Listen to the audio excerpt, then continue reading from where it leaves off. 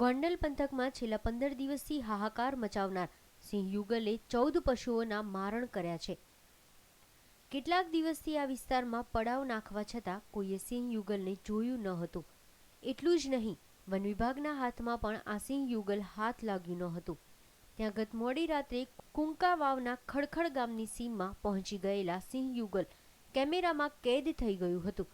સિંહ યુગલે આજે અહીં વધુ એક ગાયનું મારણ કર્યું હતું।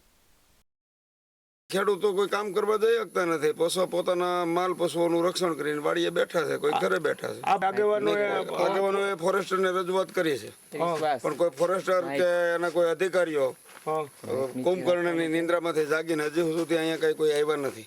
હવે પછી તો હું ને મારણ મળે તો ભલે, ન કરવા ખેડૂતોને મારશે ને પશુઓને, એના ખેડૂતોના પશુઓને મારશે।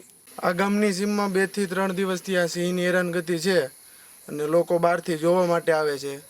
જોવે તેનો કોઈ પ્રશ્ન નથી, પરંતુ એ લોકો સંસેડે છે અને હેરાન કરે છે, જેના લીધે સિંહ અત્યારે સંસેડાયેલા છે અને તેની લીધે આ ખેડૂતોનો બળદો ભેંસો જે વાડીએ છે તેને કોઈ નુકસાની થાય, કોઈ મજૂર છે એ લોકોને કોઈ પ્રશ્ન થાય, કોઈ ઉપર ત્રાટકે કે એવું કંઈ કરે તો એના જિમ્મેદાર કોણ? એમ જો અધિકારીઓ કંઈ નહીં કરે તો એના ઉપર કલેક્ટર સુધી રજૂઆત કરવામાં આવશે।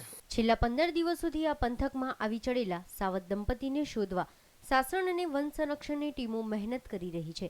આખરે આજે સાવજ યુગલ ગોંડલથી 40 કિમી દૂર આવેલા કુંકા વાવના ખડખડ ગામની સીમમાં નજરે ચડ્યું છે। જો કે આ વાત વાયુ વેગે ફરી વળતા ગ્રામજનોમાં ફફડાટ ફેલાઈ ગયો હતો। સિંહ યુગલના આગમનથી ગ્રામજનો વાડી ખેતરે જતા પણ ડરે છે। તેમના પશુઓ પણ ઘરમાં પૂરી દીધા છે। છેલ્લા 2 દિવસથી સિંહ યુગલે પડાવ નાખ્યો હોવા છતાં હજુ સુધી વન વિભાગ નહીં ડોકાતા ગ્રામજનોમાં રોષની લાગણી ફેલાઈ ગઈ છે।